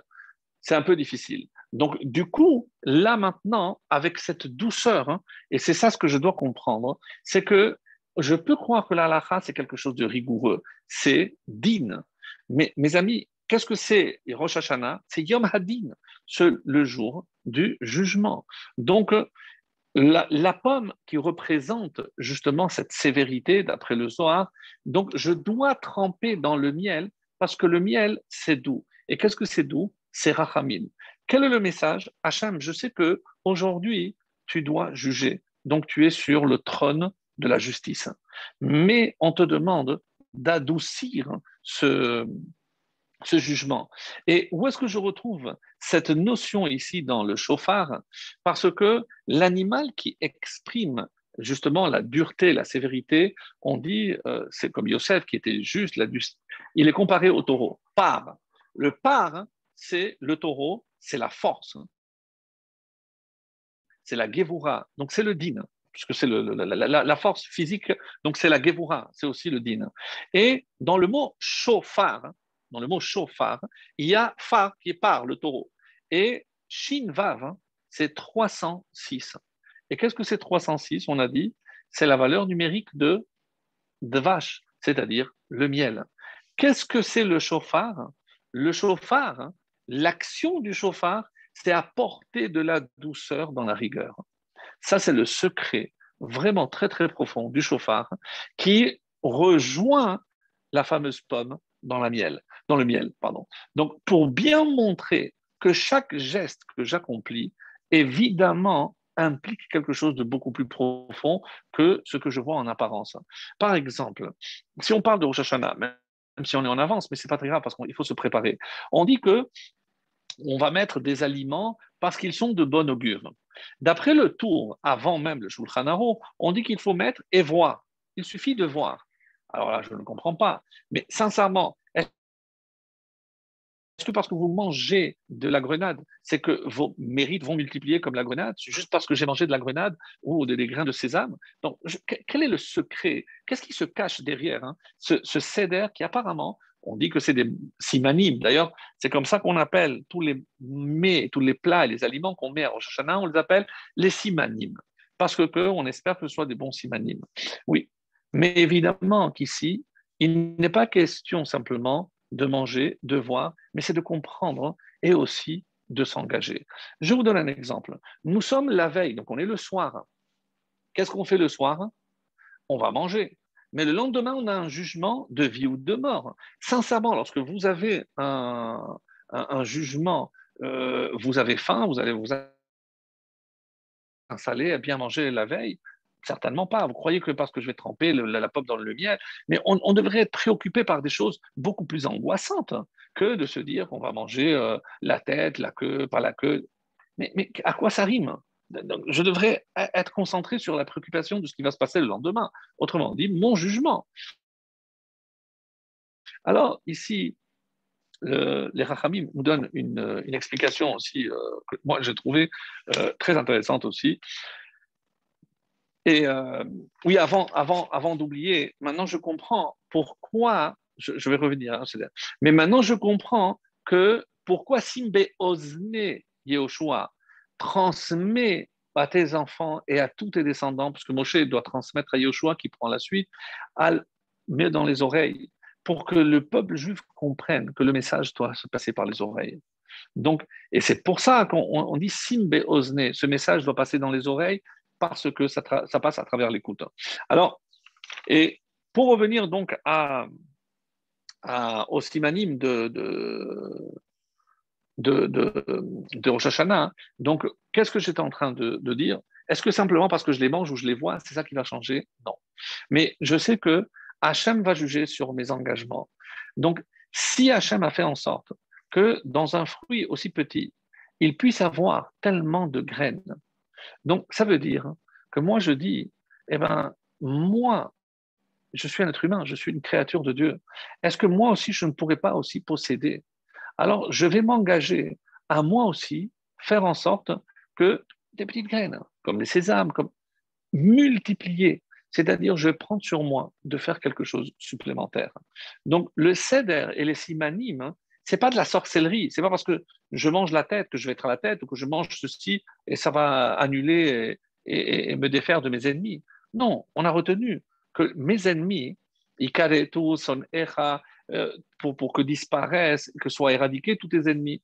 Mais on vient de voir dans cette paracha qui sont nos véritables ennemis. Et nos ennemis, c'est nous-mêmes.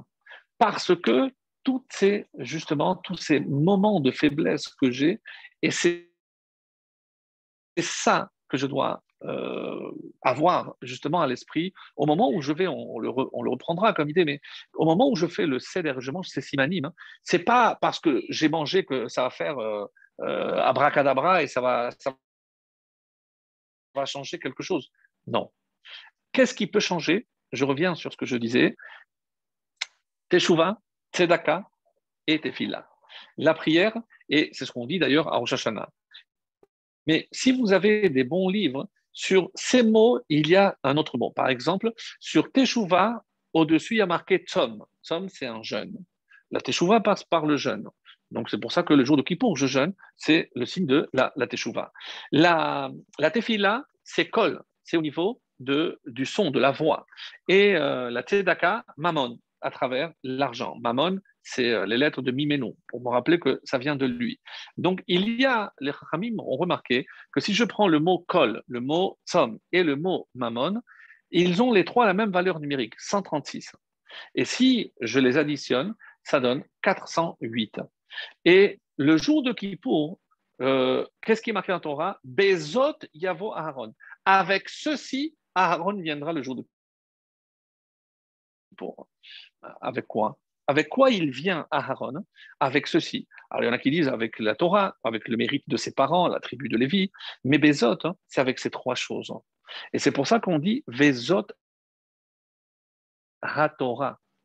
Quand on montre la Torah, Vezot, savoir que l'essentiel de la Torah, si j'ai compris, et surtout en cette période de Elul, c'est évidemment faire teshuva par rapport aux jeunes, par rapport évidemment à la Tzedaka, dont on a déjà parlé, et la Tefila. Et je voudrais terminer par un exemple de halakha, un peu, on va dire, je sais pas moi, dérangeant, peut-être, mais très intéressant. On dit que, vous savez qu'il y a certains, donc tout le monde adore parler de ce thème-là, même s'ils ne savent pas à quoi ils s'exposent parce que c'est dangereux, c'est qu'il y a certains rêves que si jamais je les fais, il faut que je jeûne le lendemain. Donc, ceux qui sont intéressés, ils iront voir dans le traité de Brachot, ils sont expliqués là-bas. Je ne vais pas le faire, surtout la nuit, parce qu'on on va penser à cela. Donc, je ne parle pas de ça. Qu'est-ce qui se passe ici? Il a ce rêve le vendredi soir. Le lendemain, c'est Shabbat. Alors quoi? Alors la halakha dit qu'il doit jeûner Shabbat.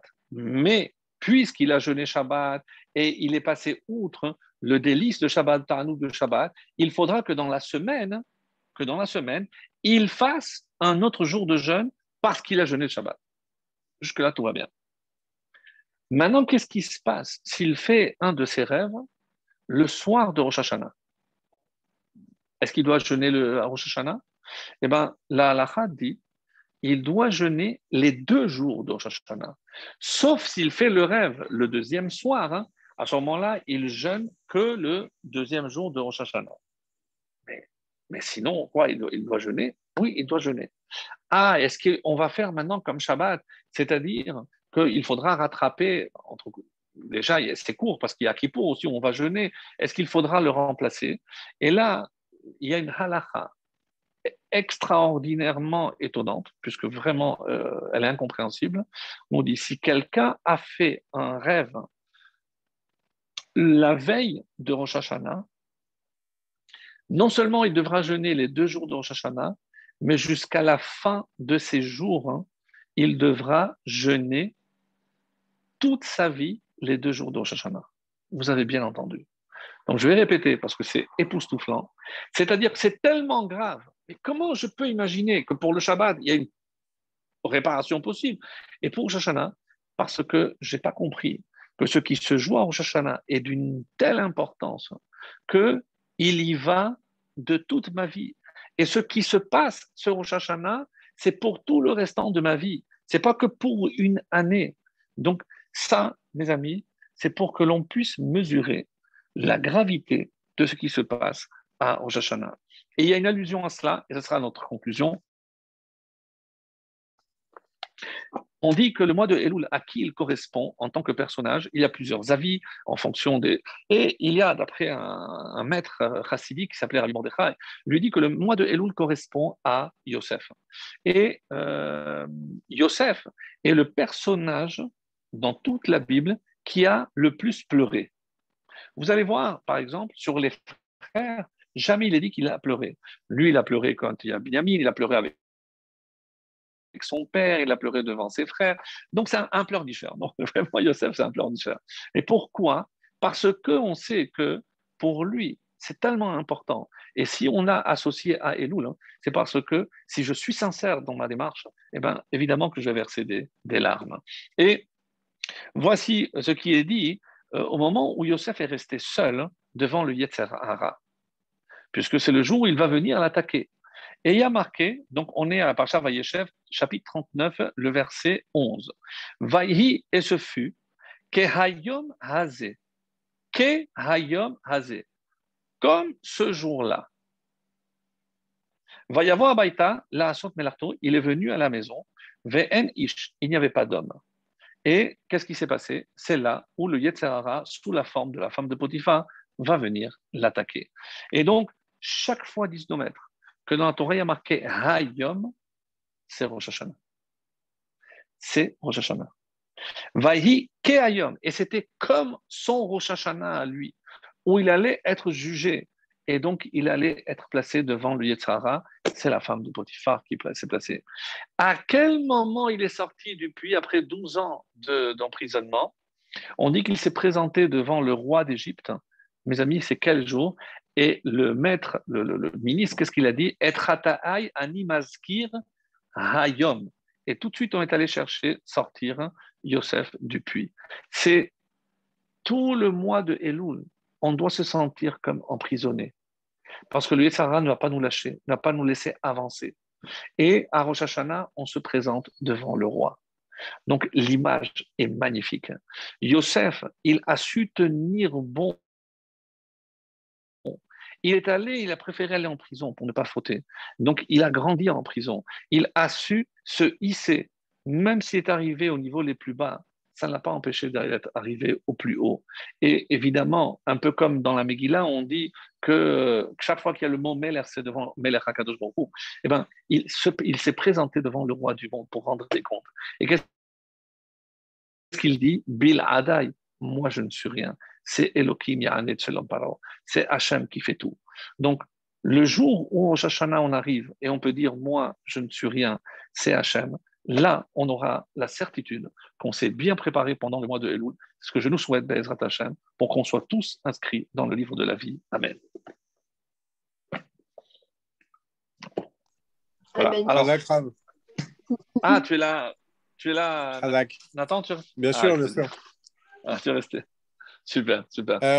J'ai pas vu de questions pendant le cours, mais j'en ai deux, si ça vous dérange pas. Bah, allez.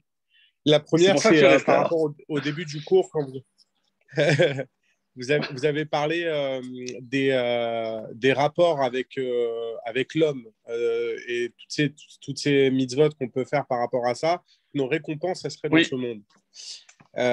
Mais si je considère que la récompense elle est dans ce monde, est-ce que je dois considérer que la mitzvah elle est moins importante, moins grande que justement une récompense qui sera justement là-haut? Alors, je reprends juste ce point pour nuancer ce que tu dis par rapport à ce que je dis dans le fond. Qu'est-ce que j'ai voulu prouver?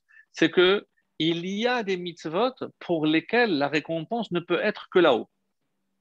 Ça, c'est les mitzvot que je fais vis-à-vis de Dieu. Quand je respecte Shabbat, lorsque je mange kasher, lorsque je mets les tefillin, je ne fais pas de bien à quelqu'un, à part moi-même. Donc, ça, c'est pour ça qu'à Rosh Hashanah, on utilise toujours cette expression « lema'ancha » pour toi. Donc, moi, je ne demande pas pour moi. C'est pour que je puisse continuer à te servir. Ça, c'est au niveau des mitzvot dites spirituelles entre moi et Akadosh Baruch Hu. Mais là, il n'y a pas de récompense possible dans ce monde. Parce que ce n'est pas possible. Ah, je n'ai pas tout lu, puisqu'effectivement, il y a Ashkamat, se lever tôt le matin. Mais se lever tôt pour le matin, pour prier, ce n'est pas pour Dieu que je le fais. Et c'est vrai, peut-être que je ne le fais pas pour l'autre, même si avec moi, on va compléter Minyan. Je pourrais imaginer. Mais c'est pas par rapport à moi-même. Parce que la première personne à qui je suis censé faire du bien avant mon prochain, c'est moi-même. Donc, la tfila, je la fais pour me faire moi du bien. Tu saisis la nuance. Donc, quand j'ai dit qu'il y a des mitzvot pour lesquels la récompense est ici-bas, oui, mais le fond, il reste intact, il reste pour là-haut. Mais c'est-à-dire que c'est des mitzvot un peu bizarres où il y a une sorte de double récompense. Une récompense ici-bas et la récompense qui sera aussi là-haut, comme toutes les autres mitzvot. Alors pourquoi ce type de mitzvot mérite d'être récompensé déjà ici-bas sur terre? Et c'est l'explication que j'ai donnée, parce que c'est ce que Hachem attend de nous. Parce que si moi je m'occupe non seulement de ma vie, mais de la vie des autres, à apporter du bien, procurer du bien dans tous les domaines possibles, ça justifie comme faire la paix entre deux hommes, faire la paix entre le ménage, etc., etc. Ça ça justifie que tu sois récompensé ici-bas et que Hachem te laisse ici pour que tu continues à œuvrer pour lui pour ça. D'accord. Donc, La deuxième question, très bien, merci Rav. La deuxième question, c'est par rapport à la fin, ce que vous avez dit sur Yosef, Ayom. Quand vous dites, ça veut dire que c'est Rosh Hashanah. C'est son Rosh Hashanah ou c'est Rosh Hashanah d'une façon, là c'est la fête, c'est la... On verra hein, que juste avant Rosh Hashanah, la paracha dit Atem nitzavim hayom kulechem. Vous vous tenez tous aujourd'hui. Et là, tous les commentaires disent mais quel est le jour où on se tient devant Hachem? C'est évidemment, de là on apprend que c'est Rosh Hashanah. Et ici, il y a marqué Ke hayom hazeh. C'est curieux. D'après le sens simple, c'est très difficile à expliquer, même s'il y a des explications. C'est parce que c'était un jour de fête pour les autres. Et c'était comme ce jour-là de fête idéal pour que lui il puisse être tranquille. Et surtout que c'est elle, la femme de Potiphar, qui a profité parce que tout le monde était allé festoyer dehors. Donc, elle a profité. Donc, bon, ça, c'est d'après le pshat. Mais c'était comme son kippour à lui. D'accord. C'est comme son jour de Rosh Hashanah. Parce qu'il allait être jugé. Il a été jugé, il n'a pas été condamné, puisque même s'il va en prison, mais c'était pour mieux grandir. Donc, il n'a pas été exécuté. On aurait pu imaginer qu'un esclave comme ça qui porte atteinte à la femme, il aurait pu être tué. Non. Mais il va grandir hein, et il va rebondir surtout. D'accord. Il y a eu des petites questions là qui sont apparues. Vous avez parlé des téphilines. Or, j'ai pu constater qu'il y a un chine à 3 branches et un autre à 4. Quel est le sens du reste? Qu'est-ce qui est écouté en pratique? Ça, c'est une deuxième question. Alors, qu'est-ce qui est écouté? Parce qu'on parlait du mot. Il y a eu 2 questions. Oui. Bon, je réponds à la première. Donc, on a parlé du chiffre 7 au niveau du bras. Et quel est le chiffre que j'obtiens aussi au niveau de la tête? S'il y a 3 branches d'un côté et 4 de l'autre, ça fait aussi 7. Donc, vous avez compris? Donc, c'est le chiffre 7, il n'est pas uniquement au niveau du bras, mais c'est aussi au niveau de la tête. Parce que Echat, le Yetzer Hara, donc qui est le Yetzer Hatov, pardon, qui est en haut, donc c'est au niveau du cerveau que ça se place. Donc, et les téphilines, c'est comme une couronne, c'est encore au-dessus. Donc, c'est de là que doit émaner le Yetzer Hatov pour lutter contre les 7 forces du Yetzer Hara. Donc ça, c'est pour ça, c'est une explication, il y en a d'autres, par rapport aux 7 planètes de notre... Bon, et on dit qu'à la fin, lorsque le Mashiach viendra, il y aura une nouvelle lettre qui est le Shin à 4 branches. Bon, ça, j'avais entendu une fois, mais je n'ai pas très bien compris, donc je ne m'attarde pas. Donc, et la deuxième partie, tu peux répéter? Qu'est-ce qui est écouté en pratique? Parce qu'on a parlé d'écouter à travers Ishmaël, à travers tout ça, mais écouter en pratique, c'est quoi exactement? C'était une question. Shema Abeni, Moussar Avicha. Et Moussar Avicha, c'est ton père, évidemment, c'est Hachem. Et le Moussar, c'est pour ça qu'il est bon, pendant cette période, on dit, d'étudier le Moussar. Le Moussar, c'est pas simplement la morale ou l'éthique, mais c'est tout le comportement, parce que c'est le sens profond de tout ce que je fais. Pas comprendre les mitzvot, mais comprendre quel est mon rôle, comprendre pourquoi je devrais faire tant et tant d'efforts dans ce domaine. Et ça, c'est le Moussar. C'est l'école du Moussar. Donc, un classique, c'est Shaharet Teshuvah de Rabbeinu Yonah. C'est un livre qu'on lit pendant cette période parce que c'est le moment de progresser au niveau de la Teshuvah, etc.